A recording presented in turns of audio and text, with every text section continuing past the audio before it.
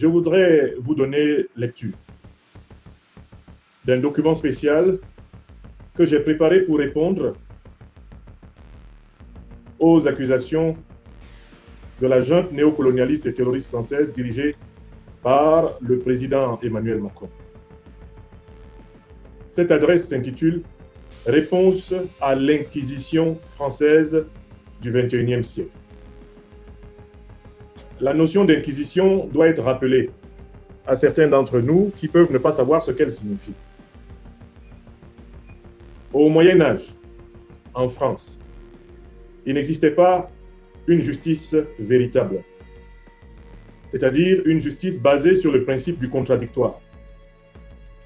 Pour que la justice soit possible, il faut que celui qui est accusé ait la possibilité de se défendre.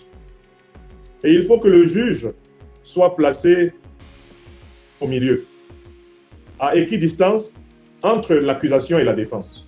Pour que la justice soit possible, il faut que le juge soit impartial.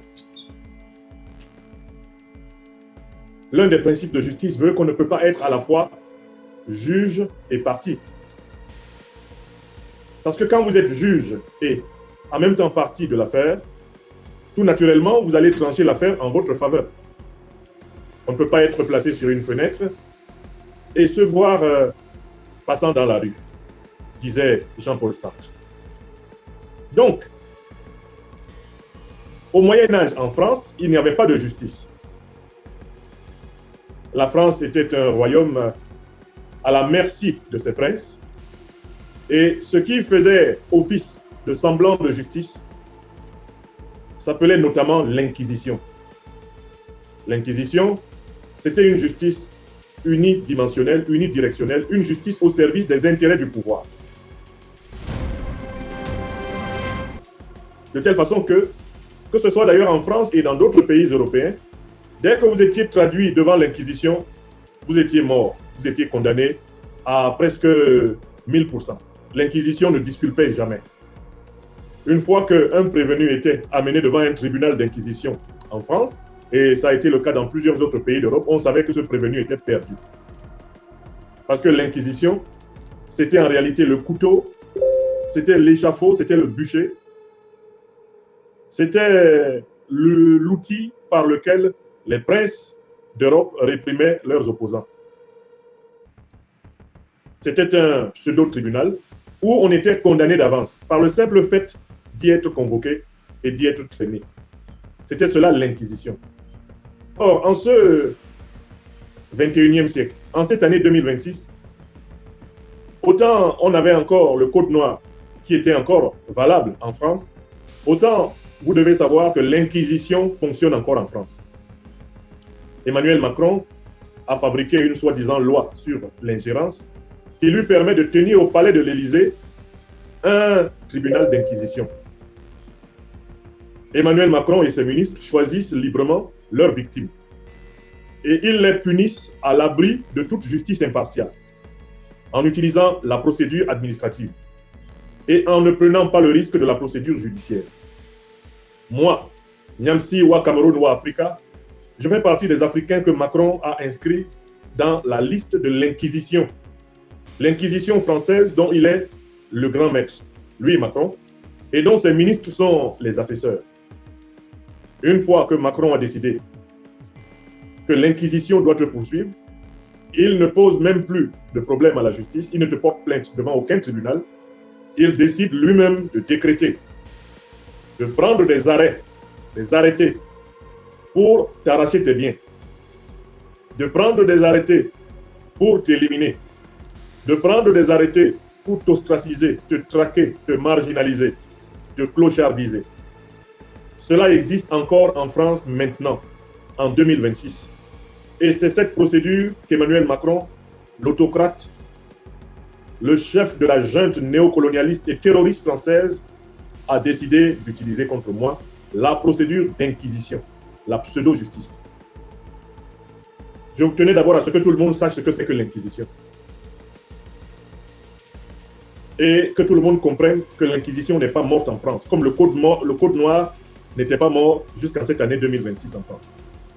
Code noir texte de loi absolument satanique, diabolique, mis en place par François Colbert en 1685, pour dire que tous les hommes et toutes les femmes de peau noire qu'il y a sur la terre sont des marchandises et doivent être traités comme tels, comme des objets.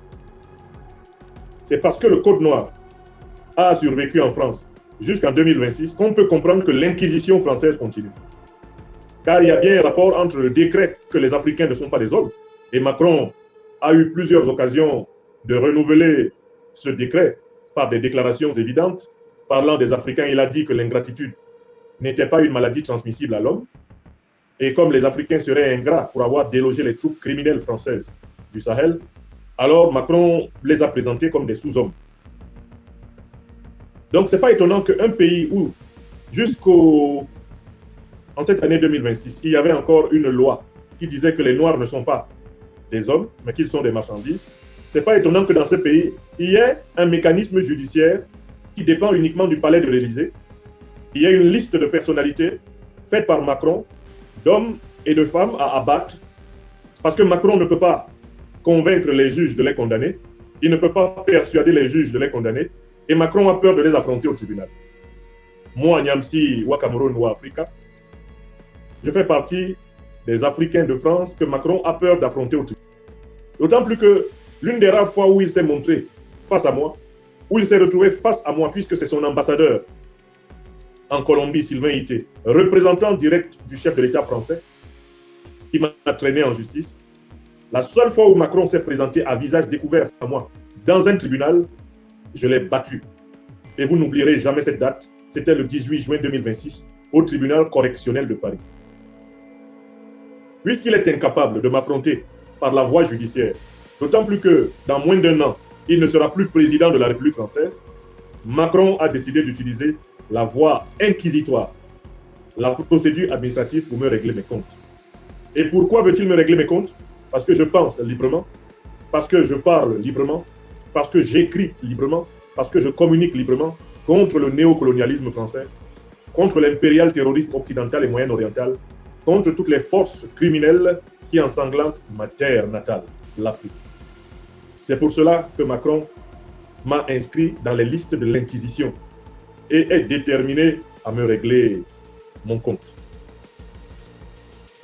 Le 20 juillet passé, Emmanuel Macron, l'autocrate français, le dictateur français, le chef de la junte néocolonialiste et terroriste française, m'a servi un nouveau courrier à travers son ministre de l'Intérieur.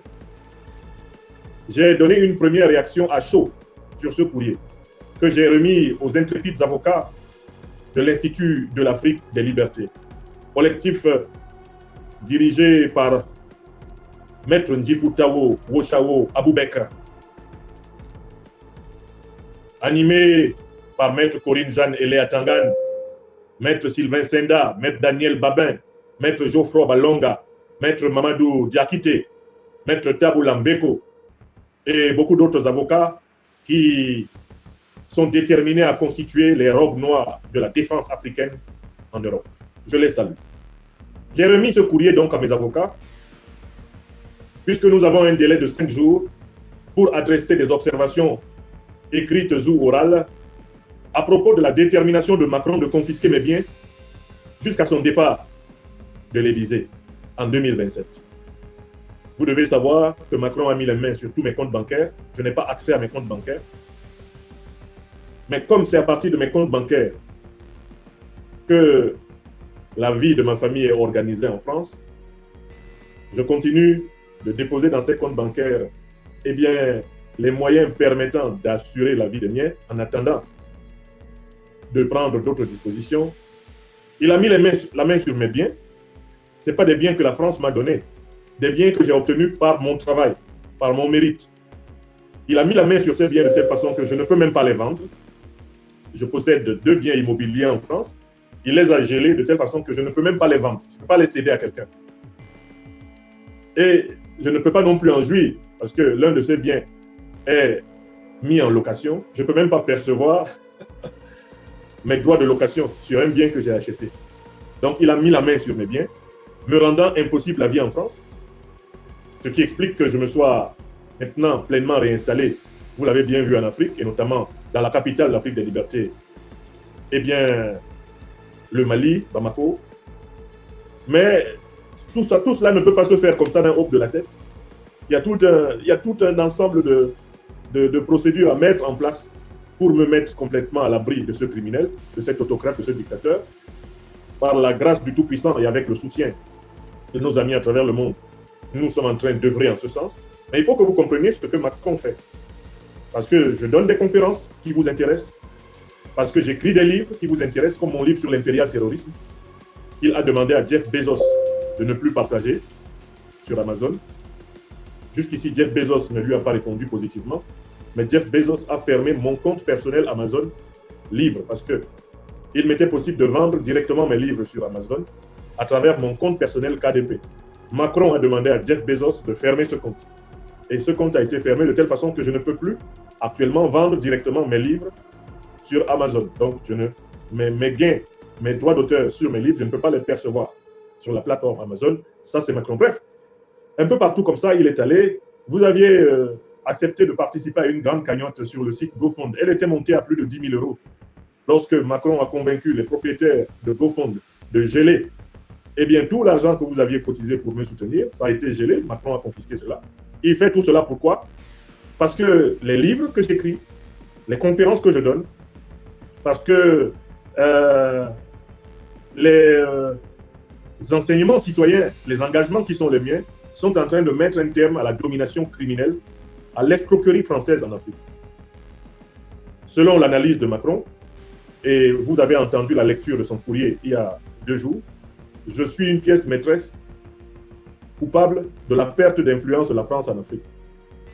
Parce que vous m'écoutez, parce que vous partagez mes émissions, et parce que vous épousez les idées que je défends, parce que je défends notre cause, nous, les Africains, qui sommes la population la plus persécutée, la plus marginalisée du monde, Macron est vraiment déterminé.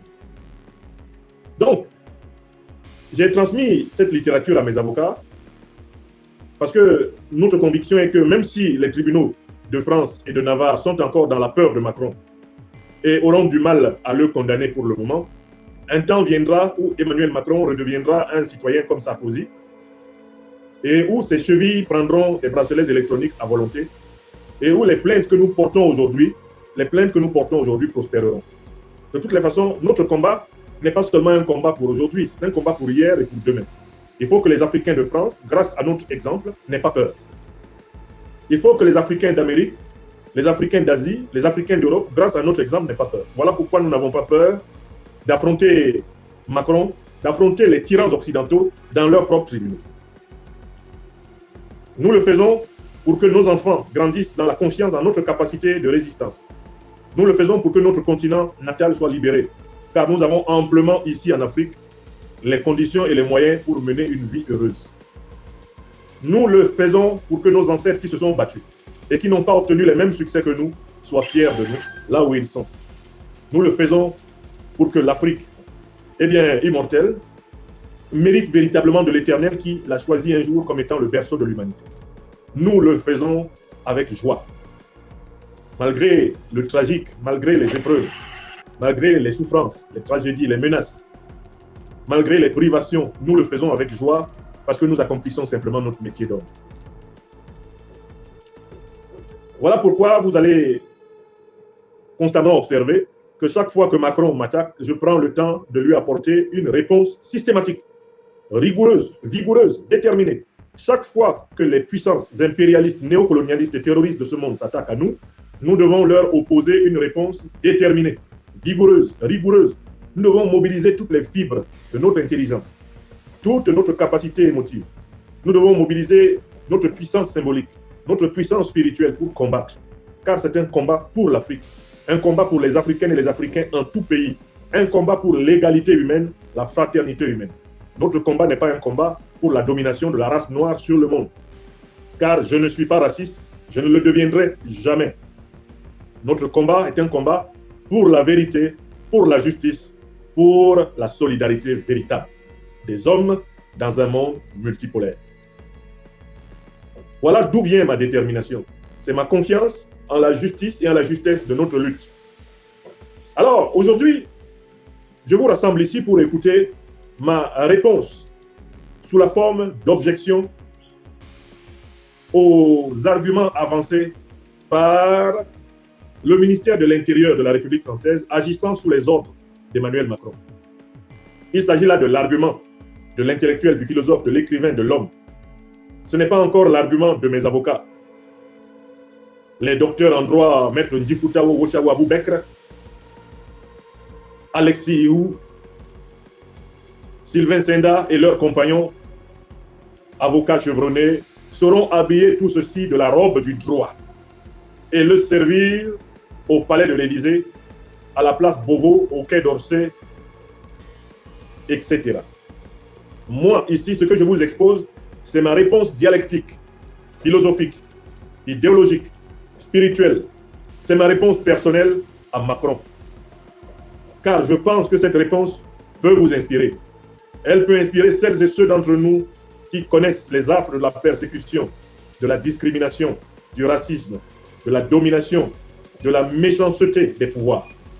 Voilà pourquoi je mets cette littérature de combat à la disposition de notre peuple. Car le combat que je mène n'a de sens que s'il vous inspire dans tous les combats que vous avez à mener et s'il inspire les générations futures d'Africains sur la nécessité de nous faire respecter dans le monde. J'aime beaucoup une métaphore du président Guillaume Kibafori Soro qui dit que c'est quand c'est dur que les durs avancent. Oui, c'est dur, mais c'est maintenant qu'il faut avancer. Et c'est ainsi dans ma vie depuis 54 ans. Je n'ai jamais rien obtenu de bon, de durable, de merveilleux sans passer par les épreuves. Et je sais que c'est le choix que le Tout-Puissant a fait pour moi. Et je pense que tous, nous devons être aptes à affronter les épreuves si nous voulons mériter du Tout-Puissant. J'aime cette autre métaphore, chère au président Laurent Koudou-Gbagbo, qui dit « Nous nous battons pour que quand vous nous voyez passer, où que ce soit dans le monde, vous puissiez dire « C'est un homme qui passe. » Là, c'est un homme. Voici un homme. Celui-là, c'est un homme. Nous nous battons pour que quand on voit passer les Africains, les Africaines dans la rue, on dise « Voilà, c'est une femme. Voilà ce monsieur-là, c'est un homme. » Nous nous battons pour que le monde soit contraint, forcé, imposé à nous respecter, après nous avoir craint. Voilà pourquoi nous nous battons. Quand nous passons, ils doivent dire « Voilà un homme qui passe. Voilà un homme qui passe. » Et il faut qu'il en soit ainsi pour toutes les Africaines et pour tous les Africains sur la terre. Voilà pourquoi nous nous battons. Donc, je vous donne lecture de la rédaction. J'ai rédigé une dissertation en réponse à Macron. Et je l'ai accompagnée, comme vous le savez, des preuves. Cette dissertation sortira plus tard dans mon livre, intitulé « Emmanuel Macron, le chef de la junte néocolonialiste et terroriste française ». D'accord? Mais vous avez ici le privilège d'avoir un extrait juteux de ce langage de vérité qui a un effet thérapeutique, je le sais, sur la mentalité africaine. Je tiens à remercier ici, tout naturellement, toujours d'abord mes avocats, mais je tiens à remercier toutes les autorités de l'Alliance des États du Sahel, en commençant par le président Assimi Goïta, chef de l'État du Mali, dont le soutien et la bienveillance dans cette période terrible ne m'ont jamais fait défaut. Je remercie de la même façon le président Abdourahmane Tiani du Niger, dont le soutien et la bienveillance dans cette épreuve ne m'ont jamais fait défaut. Je remercie de la même façon le camarade président du Faso, mon jeune frère bien-aimé, le capitaine Ibrahim Traoré, dont la bienveillance, le soutien dans cette période terrible pour moi, comme d'ailleurs pour beaucoup d'autres panafricanistes, n'ont jamais fait défaut. Je remercie chacune et chacun d'entre vous. Vous êtes nombreux, vous êtes des milliers à travers le monde, à vous être régulièrement mobilisés pour nous soutenir, moi-même et ma famille. Dans cette période particulièrement difficile, je n'oublierai jamais chacun de vos mots, chacun de vos gestes. Je n'oublierai jamais les milliers de donateurs qui, à travers le monde, ont souvent répondu comme un seul homme chaque fois que votre serviteur en a fait la requête.